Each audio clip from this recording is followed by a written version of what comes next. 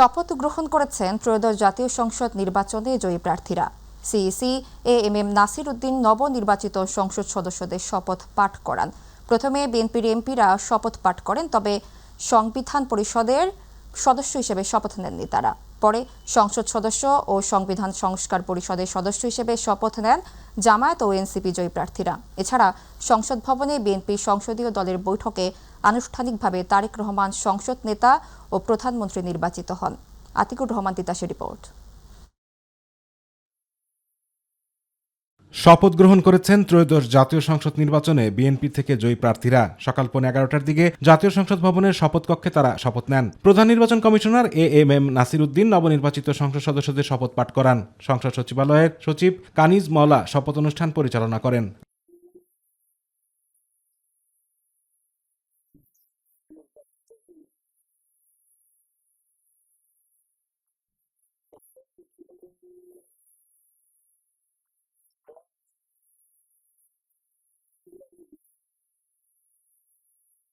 এদিকে সংসদ সদস্যরা শপথ নেওয়ার পাশাপাশি সংবিধান সংস্কার পরিষদের সদস্য হিসেবেও শপথ গ্রহণ নিয়ে কথা চলছিল। তবে সংবিধানের রেফারেন্স টেনে বিএনপির স্থায়ী কমিটির সদস্য সালাউদ্দিন আহমেদ বলেন, সংবিধান সংস্কার পরিষদের সদস্য হিসেবে শপথ গ্রহণ করবে না বিএনপির নির্বাচিত জনপ্রতিনিধিরা। সংবিধান সংস্কার পরিষদ গঠিত হলে সেটা সংবিধানে আগে ধারণ করতে হবে এবং সংবিধান সংস্কার পরিষদের সদস্যকে কে শপথ নেওয়াবেন সেটা বিধান করতে হবে এবং কোন এরকম ফর্ম এটা সংবিধানে নেই। এই ফর্মটি তৃতীয় তফসিলে আছে, সাদাটা। এইরকম তখন একটা ফর্ম সংবিধানের তৃতীয় তফসিলে আসবে। সেগুলো সাংবিধানিকভাবে জাতীয় সংসদে গৃহীত হওয়ার পরে তখন জাতীয় সংবিধান সংস্কার পরিষদের সদস্যদের শপথ নেয়ার বিধান করা যাবে।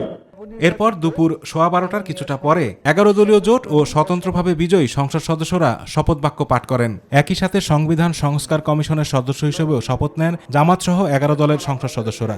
আমি সংবিধান সংস্কার পরিষদ সদস্য হিসাবে সশ্রদ্ধ চিত্তে শপথ করিতেছি যে। পরে দুপুর 1:15 দিকে সংসদ সদস্য হিসেবে শপথ নেন এনসিপির বিজয়ী প্রার্থীরা। পরে সংবিধান সংস্কার পরিষদের সদস্য হিসেবেও শপথ নেন তারা। পরিষদ সদস্য রূপে আমার কর্তব্য পালনকে ব্যক্তিগত স্বার্থের দ্বারা প্রভাবিত হইতে দিব না।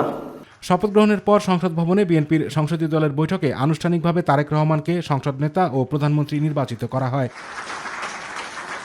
গত 12 ফেব্রুয়ারি 299টি আসনে নির্বাচন অনুষ্ঠিত হয়। এর মধ্যে 297টির ফলাফল প্রকাশ করেছে ইসি। তার মধ্যে বিএনপি ও তার শরিকরা 212টি, জামায়াত নেতৃত্বাধীন 11 দলীয় জোট 77টি আসনে জয় পায়। আতিকুর রহমান তিতাস, মাই টিভি। বিএনপির কোনো সংসদ সদস্য শুল্কমুক্ত গাড়ি বা প্লট নেবেন না মর্মে সিদ্ধান্ত নেওয়া হয়েছে। আজ নতুন সরকারের সংসদীয় দলের প্রথম সভায় সিদ্ধান্ত হয়েছে। এর আগে জামায়াতও একই ঘোষণা দিয়েছিল। এদিকে মন্ত্রিপরিষদ বিভাগ জানিয়েছে, এরই মধ্যে নতুন মন্ত্রিসভার সদস্যদের ব্যবহারের জন্য 49টি গাড়ি সচিবালয় থেকে সংসদ ভবনে যাচ্ছে। মন্ত্রিসভার সদস্যদের শপথ শেষে এসব গাড়ি ব্যবহারই করে তারা বাসায় ফিরে যাবেন। সংসদ সদস্যরা যেহেতু সংসদ ভবনে অবস্থান করছেন, সে কারণে এবছর নতুন মন্ত্রিসভার সদস্যদের আনতে বাসায় গাড়ি যাবে না, সরাসরি সংসদ ভবনে যাচ্ছে 49টি গাড়ি বলে জানায় মন্ত্রিপরিষদ বিভাগ।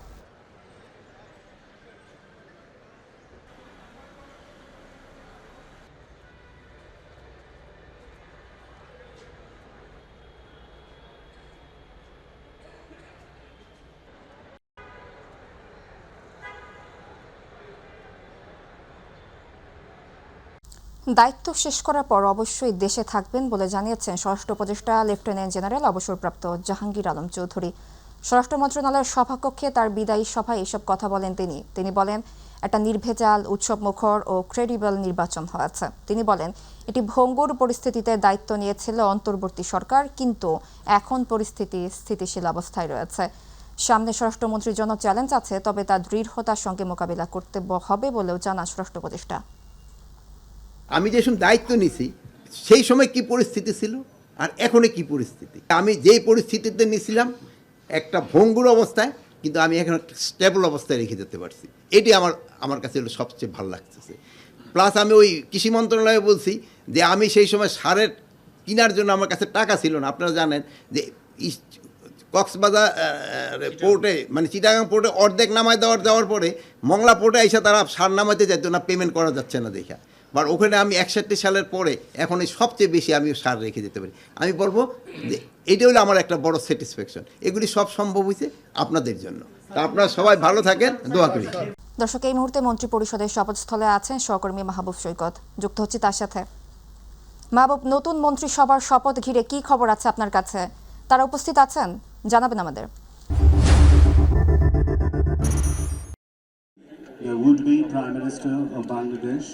অনেক ধন্যবাদ। ঠিক এই মুহূর্তে রয়েছি একদমই একটি ঐতিহাসিক মুহূর্ত, এই যে সংসদ ভবনের যে দক্ষিণ প্লাজা সেখানে রয়েছি। আপনারা জানেন যে জাতীয় সংসদের যে শপথ গ্রহণ কক্ষ, সেই কক্ষে সকালে কিন্তু সরকারি দল জাতীয়তাবাদী দল বিএনপির চেয়ারম্যান তারেক রহমান সহ এই যে ত্রয়োদশ জাতীয় সংসদ নির্বাচনে যারা বিজয়ী হয়েছেন তারা শপথ নিয়েছেন। এরপরে প্রধান বিরোধী দল বাংলাদেশ জামায়াত ইসলামের আমির ডক্টর শফিকুর রহমান সহ বিরোধী দলের যারা আছেন তারা শপথ নিয়েছেন। একই সাথে বিএনপি সংবিধান সংস্কার যে পরিষদ শপথ গ্রহণ হবে, মন্ত্রীদের শপথ গ্রহণ হবে, সেখানে প্রধানমন্ত্রী এবং অন্যান্য যারা থাকবেন। আপনারা দেখতে পাচ্ছেন যে আস্তে আস্তে অতিথিরা আসছেন। বিএনপি নেতা সহ সর্বস্তরের, দেশের সর্বস্তরের মানুষজন তারা কিন্তু আস্তে আস্তে আসছেন এবং আসন গ্রহণ করছেন। আমরা দেখতে পাচ্ছি যে আসলে একটু চেষ্টা করি যে কারা কারা এখনো এসেছে তাদের একটু দেখানোর সুযোগ হয় কিনা, আমরা একটু দেখার চেষ্টা করছি। আমরা দেখতে পাচ্ছি যে এখানে সর্বস্তরের যে বিভিন্ন শ্রেণী এবং পেশার যারা রয়েছেন সেই প্রতিনিধিত্বশীল ব্যক্তিবর্গ এসেছেন। বিএনপির যারা নেতাকর্মী আছেন তারাও যেরকমটা এসেছেন। বিএনপি মন্ত্রিসভায় ডাক পেয়েছে নবীন প্রবীণ মিলিয়ে বেশ কয়েকজন সংসদ সদস্য।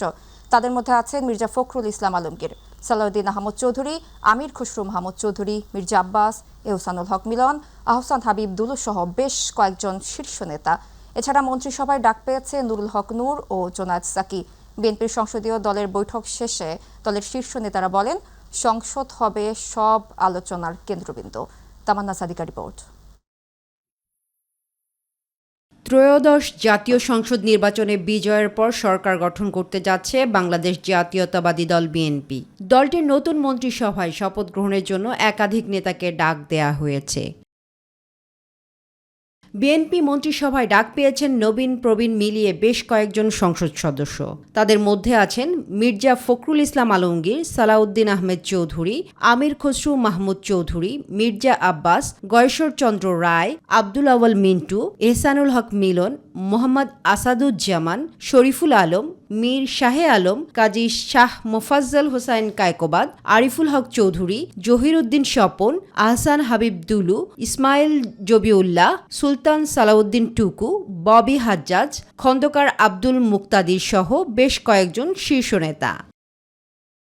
এছাড়া তারেক রহমানের মন্ত্রিসভার ডাক পেয়েছেন পটুয়াখালী ৩ আসন থেকে নির্বাচিত সংসদ সদস্য ও ডাকসুর সাবেক ভিপি নুরুল হক নুরু ও জোনায়েদ সাকি। আমিনুর রশিদ ইয়াসিন ও আমিনুল হক টেকনোক্রেট হিসেবে দায়িত্ব পাবেন।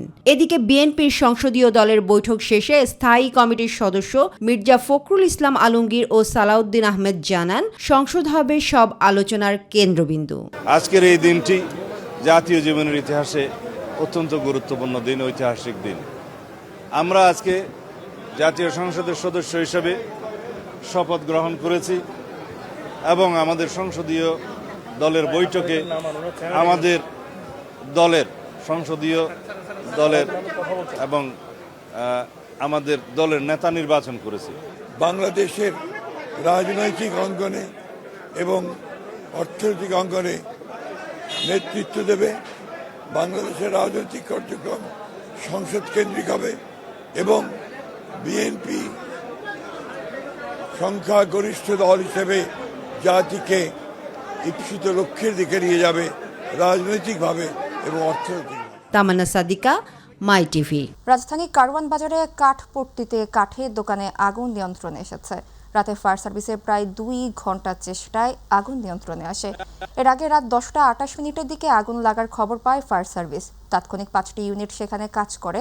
পরে আরও 5টি ইউনিট ঘটনাস্থলে গিয়ে 2 ঘন্টা চেষ্টায় রাত 12টা 38 মিনিটে আগুন নিয়ন্ত্রণে আনে।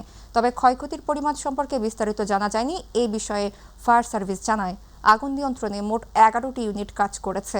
মূলত কাঠের সমিল থেকে আগুন ছড়িয়ে পড়ে। কোনো ধরনের হতাহতের সংবাদ পাওয়া যায়নি এখনো। আগুনের ভয়াবহতা দেখে আমরা 3টে স্টেশনকে একসাথে মুভ করিয়েছি এবং সর্বমোট 11টি ইউনিট কাজ করেছে সোফার। যেহেতু গোডাউনের ভিতরে এখনো মালামাল অনেক রয়ে গিয়েছে, এই বিশেষ করে প্যাম্পার সব থেকে বেশি। পবিত্র মাহে রমজানকে সামনে রেখে শুরু হয়েছে প্রস্তুতি। বাজারে বেড়েছে কেনাকাটা, মসজিদে চলছে পরিষ্কার পরিচ্ছন্নতা। প্রতিনিধি মকবুল হোসেনের তথ্যচিত্রে তামান্না সাদিকা রিপোর্ট। রমজানের আগমনী বার্তায় ব্যস্ত হয়ে উঠেছে চারপাশ। ইফতার সামগ্রী কিনতে বাজারে ভিড় করছেন ক্রেতারা। খেজুর, ছোলা, ডাল, তেলসহ নিত্যপণ্যের বিক্রি বাড়ছে কয়েক গুণ। ডাল, বেসন থেকে আরম্ভ করে হলুদ মরিচ থেকে আরম্ভ করে সবকিছুই ক্রয় ক্ষমতার মধ্যে আছে, শুধু একমাত্র তেলের দামটা একটু বেশি। সরকারের কাছে অনুরোধ জানাইতেছি যাতে সামনে দাম না বাড়ে, যেভাবে আছে স্বাভাবিক এভাবে যাতে থাকে।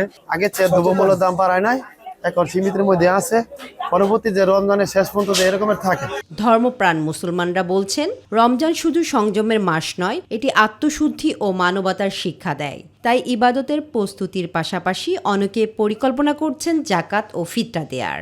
আল্লাহ রাব্বুল আলামিন বলেন যে তোমাদের উপর রমজানের রোজাকে ফরজ করা হয়েছে যেমনি ভাবে পূর্ববর্তী জাতিদের উপর ফরজ করা হয়েছিল, যেন তোমরা এই মাসে তাকওয়া অর্জন করতে পারো। এই রমাদানটা হলো তাকওয়া অর্জনের মাস। মানুষ অনেক পাপাচার থেকে মুক্ত হয়, অনেক মানুষ সৎ পথে আসে আল্লাহর বিশেষ রহমত থেকে রমজান মাসে। মসজিদে রমজানের উপস্থিতির সংখ্যা বেশি, আর আমরা মসজিদে প্রতি বছরই মোটামুটি ইফতারির ব্যবস্থা করে থাকি। রমজানের শিক্ষা হলো ধৈর্য ও সহমর্মিতা। এই মাসে মানুষ মানুষের পাশে দাঁড়ালেই উদ্দেশ্য সফল হবে, বললেন এই পেশ ইমাম। রমজান মাস হলো সেই মাস যেই মাসে কোরআন নাজিল করা হয়েছে। রমজান মাসে এই কোরআনের ভিতরে মানুষের জন্য হেদায়েতও আছে। বেশি বেশি কোরআনে কারিমের তেলাওয়াত করব, এর মাধ্যমে রমজানের ফাজাইল, রমজানের বারাকা আমাদের নসিব হবে। আল্লাহ তাআলা আমাদের সকলকে রমজানের পরিপূর্ণ ফাজাইল আর বারাকা হাসিল করার তৌফিক দান করুন। সংযম, সহমর্মিতা আর আত্মশুদ্ধির বার্তা নিয়ে রূপগঞ্জে শুরু হয়েছে রমজানের প্রস্তুতি। প্রত্যাশা, পবিত্র এই মাসে সমাজে ছড়িয়ে পড়ুক শান্তি ও কল্যাণ। তামান্না সাদিকা, মাই টিভি।